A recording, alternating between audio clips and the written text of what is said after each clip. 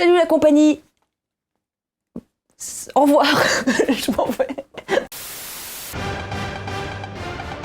Salut tout le monde. Vous avez tous aimé la vidéo où je vous ai parlé de toutes mes guitares acoustiques que j'ai sorties il y a quelques semaines. Et je vous avais promis dans cette vidéo que je vous parlerai aussi de toutes mes guitares électriques. Donc je suis là pour ça. Je vous ai préparé une très belle brochette de guitares électriques. Et avant de me mettre à parler de toutes mes guitares électriques, je voulais absolument vous remercier, tous ceux qui sont abonnés. Il y en a de plus en plus. Je suis à 2000 abonnés là.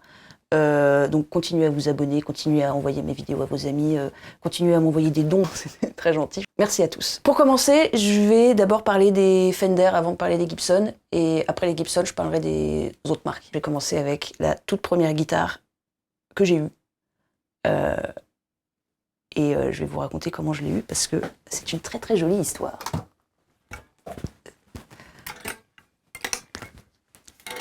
C'est la plus vieille guitare que j'ai. Je l'ai eue le 24 décembre 2003, donc c'était Noël, encore une fois. Et ça faisait 7-8 mois que je jouais de la guitare. Et donc mon père m'avait, comme je vous avais dit dans la vidéo précédente, m'avait passé une APX, une Yamaha, une acoustique, et pour que je commence à me faire les doigts dessus. Et mes parents ont vu que la guitare était quelque chose qui m'intéressait plus que beaucoup, et que j'étais un petit peu passionnée par la musique. Arrive Noël, 24 décembre 2003. J'étais au cinéma avec mon frère et ma sœur pendant que mes parents mettaient les cadeaux autour du sapin. On rentre chez nous et là on voit le sapin, avec des cadeaux partout, des petits fours, du champagne. Et il y avait un très gros cadeau au milieu de tous les cadeaux, mais vraiment un cadeau énorme, genre comme une espèce de gros œuf qui était recouvert d'un rideau. On lève ce rideau et sous le rideau, qu'est-ce que je vois? Je vois une pile de coussins et sous cette pile de coussins, il y avait une housse de guitare. Je prends l'étui de guitare pour le poser sur une table et pour pouvoir ouvrir l'étui. Et au moment où je prends l'étui, je me dis c'est forcément une guitare acoustique un peu mieux que la PX parce qu'elle est vraiment nulle. Donc j'imaginais pas avoir une guitare électrique parce que je pensais pas avoir le niveau. Et puis quand on commence la guitare, on se dit qu'il faut un certain niveau pour avoir une guitare électrique. Je sais pas, c'est des fantasmes de guitaristes débutants. Et donc je soulève cette housse, et au moment où je la soulève, je me dis oh là là, c'est pas du tout une guitare acoustique, c'est carrément le poids d'une électrique. Donc déjà je tremble à moitié, j'ai mon cœur qui bat comme ça. Donc je pose la guitare, je l'ouvre, et comme ça, là je l'ouvre, je vois juste ça, je me dis oh, une Telecaster. Et puis je me dis c'est pas une Fender, ça doit être une Yamaha, une copie, une Squier, n'importe quoi. Donc je regarde ça émerveillé, je suis comme ça là, avec mon regard, et je vais jusqu'à la tête, et là je vois écrit Fender, et là j'avais vraiment envie de pleurer, mais il y avait mes parents qui me regardaient, mon père qui me filmait, c'est une passion chez lui, et mes grands-parents, mon frère, ma sœur, enfin tout ça, et j'avais envie de pleurer. Je me suis dit si je me mets à pleurer, ils vont croire que je suis triste, donc je voulais pas qu'ils s'imaginent que j'étais malheureuse parce que je ne l'étais pas. Et là, donc, j'ai pas dîné après, j'arrivais pas à manger.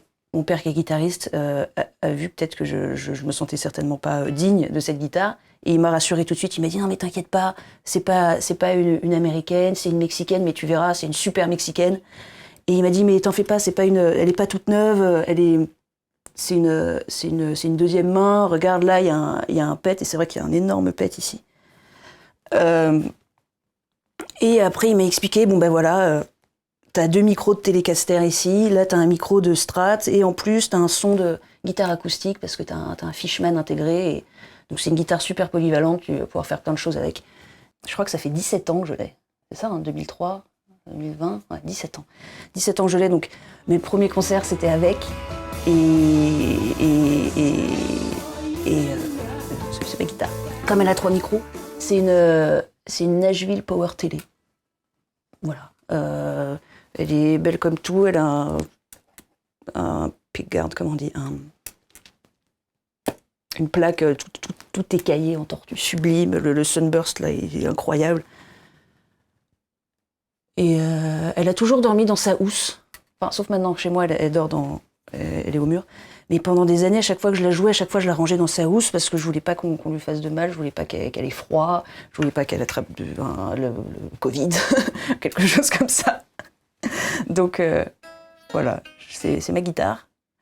Je sais pas trop quoi rajouter dessus. Alors, si je l'ai pas utilisée sur mes vidéos, c'est tout simplement parce qu'elle habite chez moi et que c'est une Telecaster. Et il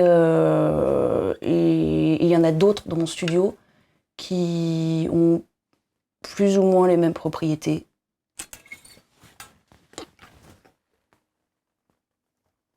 Alors, la plus vieille, c'est celle-ci. Elle appartient à mon père et c'est un guitariste français excellent qui s'appelle Basile Leroux qui lui a donné. Il y a juste le manche qui est Fender. C'est un vieux manche, je crois, des années 70. Et le reste, en fait, a été refait par James Trussa. Parce que, alors je sais pas, quand Basile a récupéré la guitare, je crois qu'elle appartenait à un des guitaristes des Charlots. Et la guitare devait être dans très très très mauvais état, et seul le manche avait un intérêt. Et donc je pense que c'est Basile qui l'a amené chez Strussard, ou alors c'est le guitariste des Charlots, je sais plus du tout. Alors, le manche est tellement fin sur cette guitare que de faire des accords, c'est franchement un peu galère, à moins d'avoir donc des mains d'enfant.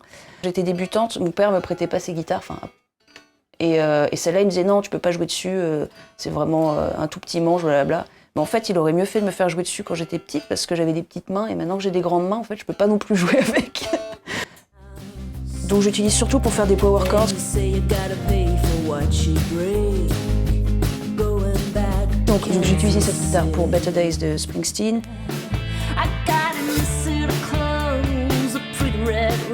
Springsteen, je crois qu'il a souvent des Telecaster avec des Joe Barden dessus. Et là, les micros, c'est des Joe Barden. Et non pas des Joe Biden. Une autre Telecaster que j'utilise beaucoup,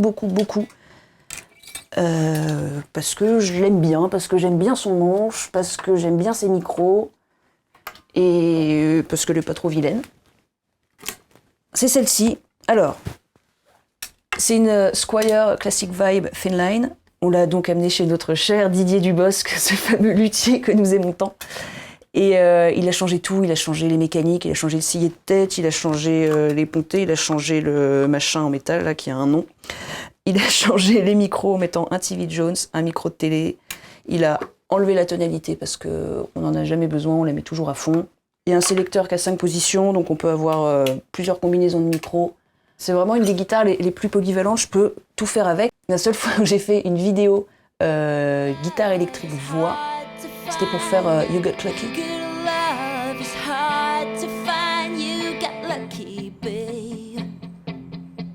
You got lucky, babe, when I found you.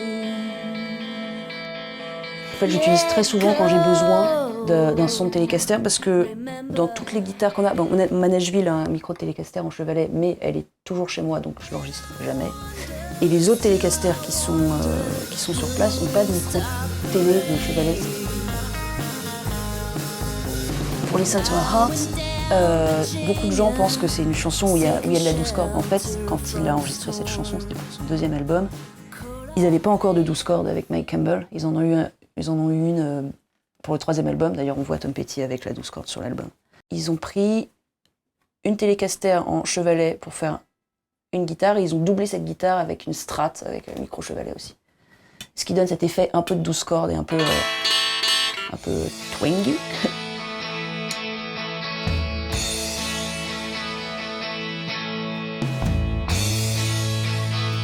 J'ai aussi utilisé sur Looking at My Back Door de Creedence. J'ai fait toute la partie un peu, c'est pas un solo, mais la partie un peu picking, qui fait un peu. De country. J'ai fait ce que j'ai pu, j'ai voulu faire une espèce de truc à la Scotty Moore, mais pas vraiment. Enfin, j'ai fait ce que j'ai pu avec mes doigts.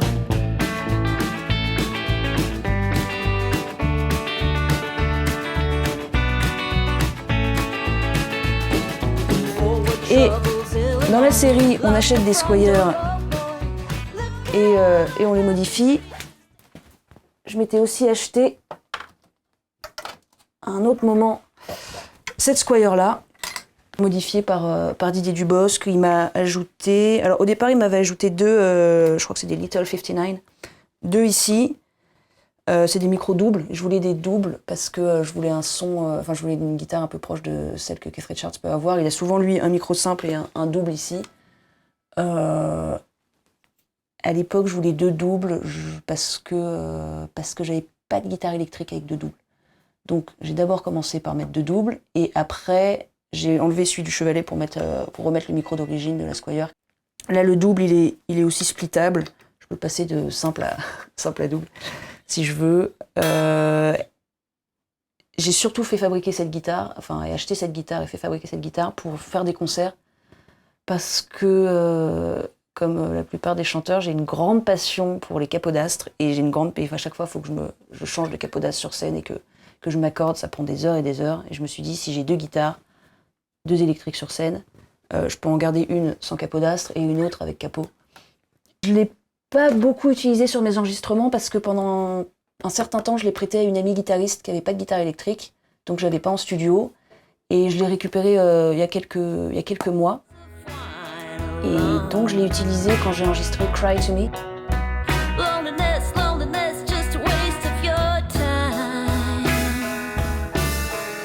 C'est fini pour les Telecaster, je vais passer aux Strats, ou à la Strat, parce que je n'en possède qu'une.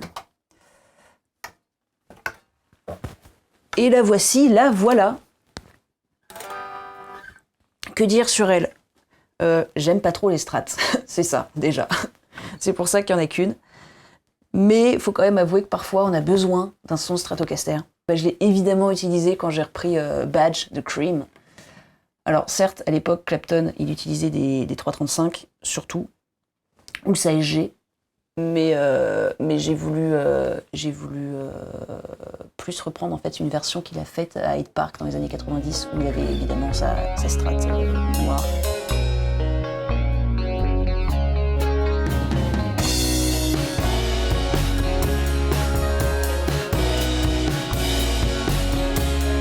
Donc j'ai utilisé sur Badge, et je l'ai aussi utilisé sur Better Days, je crois pour faire la partie un peu solo du morceau.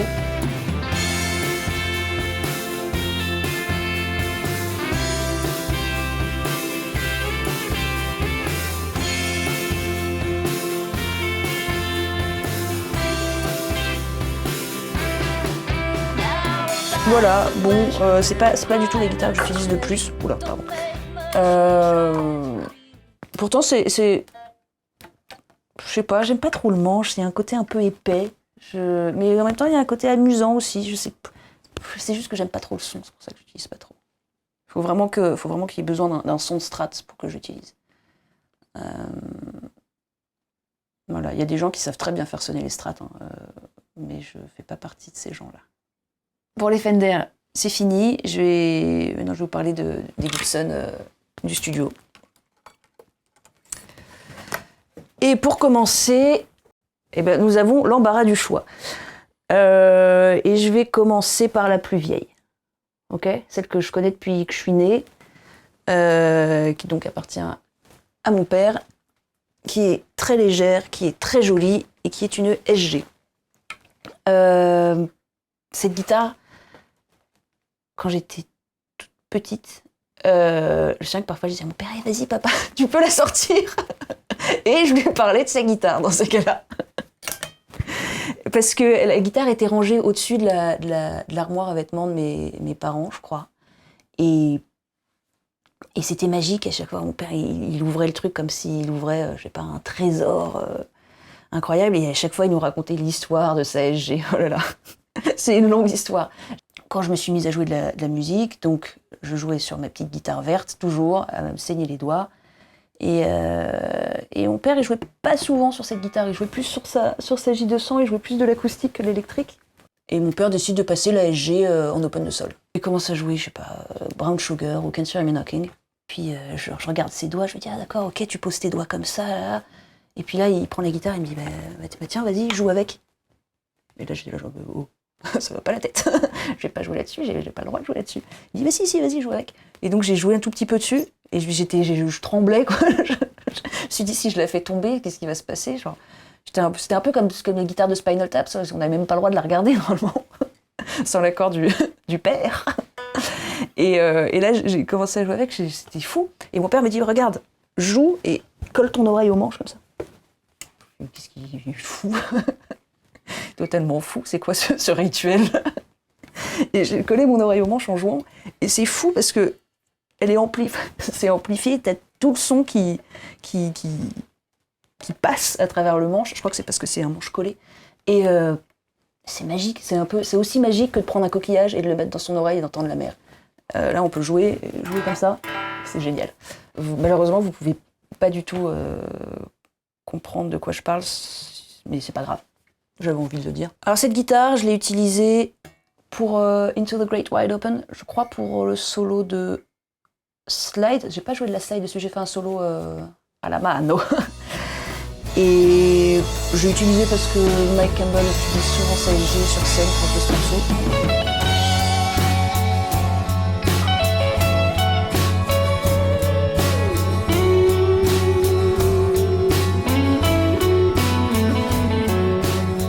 Et je l'ai surtout utilisé pour jouer Rebel Rebel.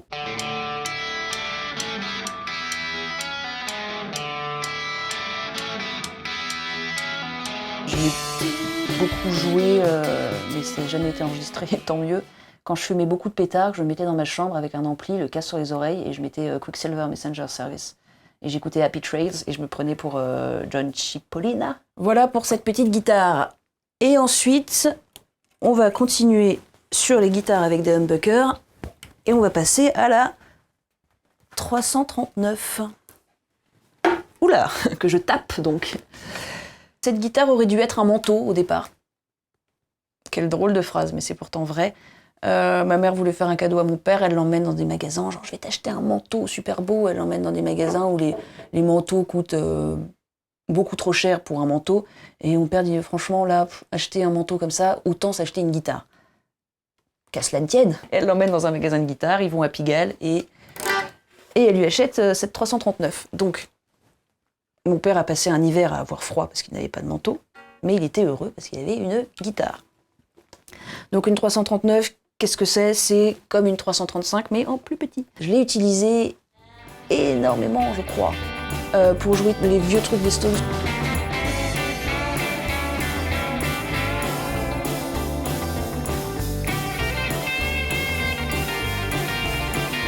J'adore jouer de cette guitare. Alors ça encore, c'est quand c'est pas filmé, mais à chaque fois que j'ai passé du temps à jouer sur Get Your Eyes Out, des choses comme ça, j'utilise cette guitare parce que on voit souvent Keith Richards avec des 335. Ok, bah c'est fini avec celle-là. Je vais vous parler des Les Paul maintenant. Mais oui, un autre modèle de chez Gibson que nous aimons beaucoup. Qu'est-ce que je raconte comme connerie ? Celle-ci, une Les Paul Junior. Avec un micro, mais oui, avec un P90. Alors c'est génial d'avoir une guitare avec un micro parce que ça a une pêche d'enfer. Et la raison pour laquelle ça a une pêche d'enfer, techniquement, c'est parce que quand il y a un deuxième micro, il y a tout un champ magnétique qui se crée et qui fait que les cordes vibrent un poil moins. On l'a acheté avec mon père en juillet 2010, quelques jours après mon anniversaire, parce que en fait, le jour de mon anniversaire, j'ai eu un sublime cadeau, à savoir la Duesenberg 12 cordes, dont je vais vous parler tout à l'heure. Bon, pour qu'il n'y ait pas de jalousie et de déséquilibre, à chaque fois que je reçois une guitare à mon anniversaire, mon père veut en acheter une autre, pas trop chère, toujours. Et donc celle-là était en solde, et puis je le vois avec son petit sourire et tout, je dis, tu veux qu'on aille l'acheter ? Il dit oui, je dis bon, vas-y, on y va. Normalement, c'est à l'envers, c'est les enfants qui disent ça aux parents. Et je l'ai utilisé donc cette guitare pour avoir le son de sitar un peu sur Mother's Little Helper. Je sais plus ce que j'ai fait, je crois que j'ai fait un truc un peu bizarre, là, j'ai joué vraiment très très proche du chevalet pour que ça fasse un son très... Vous voyez ? J'ai aussi utilisé sur Child of the Moon. C'est une question de son en fait, hein. Quand on utilise une guitare électrique, pourquoi l'une plutôt qu'une autre, c'est plus en fonction de ses micros.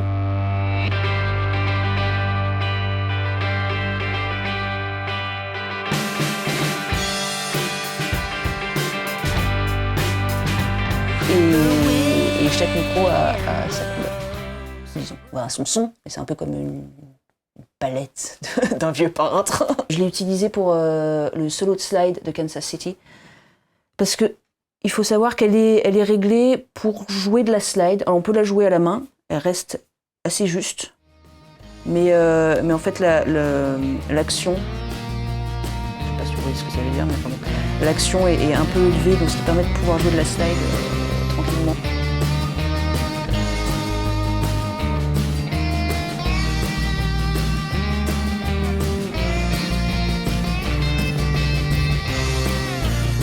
Il n'y a pas de vrai Les Paul ici. Enfin, les Les Paul classiques qu'on connaît, il n'y en a pas ici.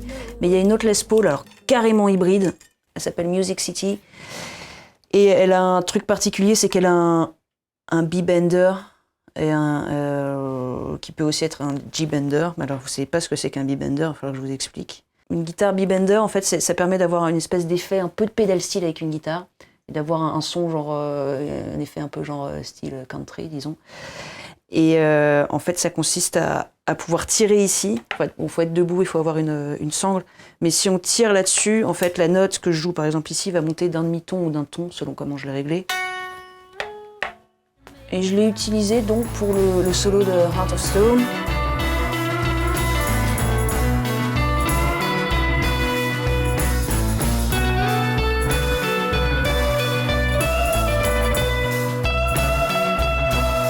En fait, j'utilise surtout le fait qu'il y ait deux P90, peut-être ça ressemble plus ou moins à une Les Paul spéciale.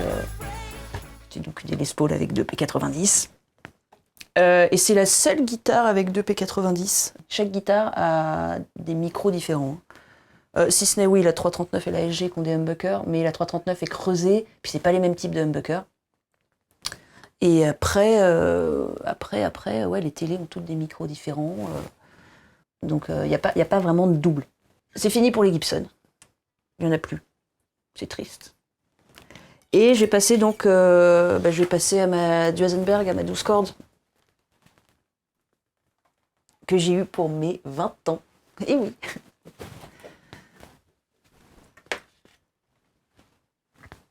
Hop. Alors pour mes 20 ans, en plein mois de juillet, le 24, si vous voulez me souhaiter mon anniversaire, ma famille m'apporte une énorme photo avec toutes les guitares de la maison dessus. Et au milieu de toutes les guitares de la maison, il y avait cette guitare posée, au milieu. Et je me dis, ah bah c'est marrant, je connais toutes les guitares sauf celle du milieu. Et là, je comprends que en fait, c'est ça mon cadeau. C'est pas vraiment la photo, c'est plus ça. Et mes parents arrivent avec la housse de guitare et j'ouvre ça et là je fais, waouh, une 12 cordes électrique, yes. Ça faisait des mois que j'arrêtais pas de parler de Rickenbacker à mon père, à lui expliquer qu'il en fallait et qu'il nous en fallait une parce que on n'avait pas de 12 cordes électriques, j'avais qu'une 12 cordes acoustique.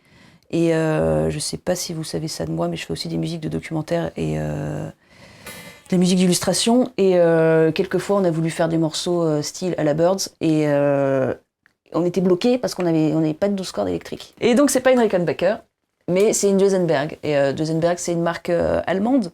Ils ont fait des guitares pour Dylan, pour Johnny Depp. Je crois pour Dylan, mais je sais pas si je l'ai beaucoup vu avec. Pour Joe Walsh, pour Ron Wood. Là, il y a l'équivalent d'un P90 ici et l'équivalent d'un humbucker là. Le son déchire, elle est sublime. C'est une œuvre d'art. C'est une œuvre d'art et puis elles sont super bons. J'ai utilisé pour faire I Feel a Whole Lot Better, Mr. Tambourine Man des Birds.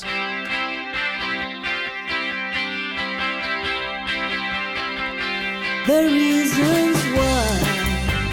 Je l'ai utilisé aussi pour un de mes morceaux absolument génialissime qui s'appelle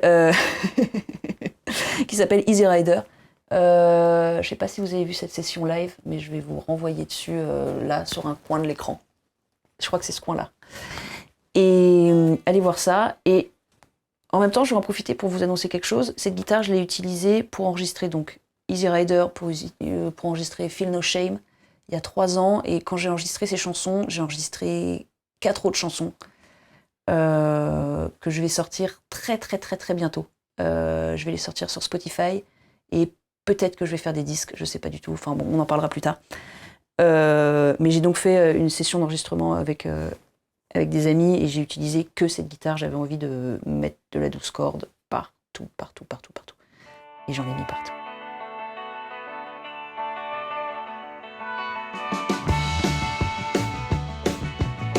Elle a qu'un seul défaut, cette guitare. Changer les cordes. C'est juste l'enfer. Parce qu'il y a 2 types de mécanique en fait. Il y a celle-là, celle du haut, qui ressemble à des mécaniques de guitare normales, donc ça va, elles ont un petit trou, tac tac, facile, easy peasy. Et les autres là, qui sont là, celle-là, ces mécaniques-là, je sais pas comment on peut vous montrer, mais là, celle-là, et bien en fait c'est un peu comme changer des cordes de guitare classique. C'est un casse-tête, mais énorme. C'est un casse-tête allemand et non un casse-tête chinois. C'est tout sur Radio Zenberg. Jolie guitare rouge. En plus, je sais pas si vous avez remarqué, mais elle va super bien avec mes cheveux. Enfin, moi je trouve. Puis elle est belle. Enfin, je sais pas, elle est douce. Alors, le vernis, douceur, enfin... Voilà. Hop. Et maintenant, la dernière, bah, la plus récente, celle qui a été achetée au mois de septembre. Et ben justement, parce que donc, au mois de juillet, j'ai eu ma L0, ma Gibson, dont je vous ai parlé dans la vidéo l'autre fois sur les guitares acoustiques. Donc j'ai eu ma L0, et puis à nouveau, mon père était tout triste, parce que lui n'avait pas eu de guitare, donc... Et il me disait, ouais, tu sais, en ce moment, il y a des Gretsch pas trop chères et tout ça. Je dis, mais tu veux qu'on en achète une? Je dis, vas-y, papa, viens, on l'achète. Il dit, bon, ben, ok. Et donc, on a acheté cette Gretsch, parce qu'on n'a pas de Gretsch ici. Et c'est super triste de ne pas avoir de Gretsch. Alors, même si on ne fait pas du rockabilly, et que on n'est pas des fanatiques de vibrato, quand même, c'est cool, quoi. C'est cool. C'est impossible à faire, c'est pas du tout mon truc. Donc je vais pas reprendre Eddie Cochran tout de suite. Je l'ai utilisé pour reprendre, je crois It's All Over Now, parce que Brian Jones utilisait souvent des Gretsch. Genre je crois qu'on voit avec une Gretsch au Tammy Show. Super concert, je sais pas si vous avez vu ça. Super concert des Stones, et surtout putain de concert de James Brown.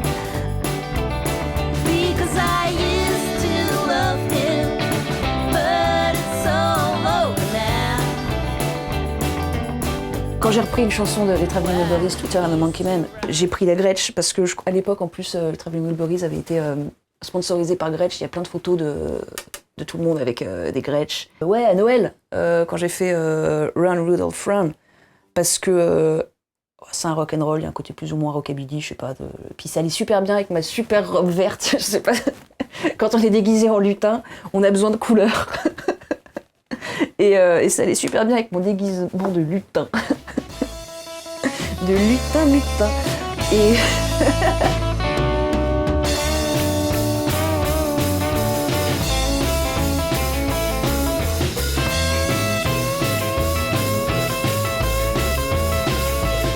Dans la foulée, j'ai fait Proud Mary, et en fait j'avais besoin de jouer avec cette guitare, parce que quand on a une nouvelle guitare, on a envie de passer un peu de temps avec, de se l'approprier.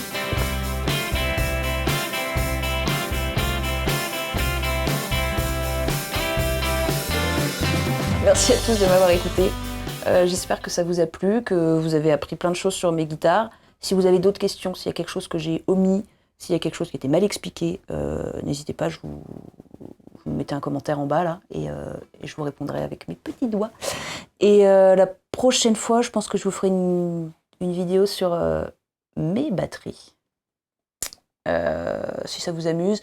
Ou sinon, je sais pas, je répondrai peut-être à vos questions. Si vous avez des questions, continuez à me les envoyer. Hein.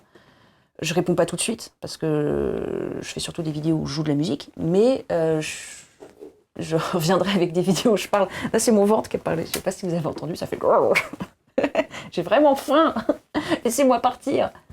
Salut.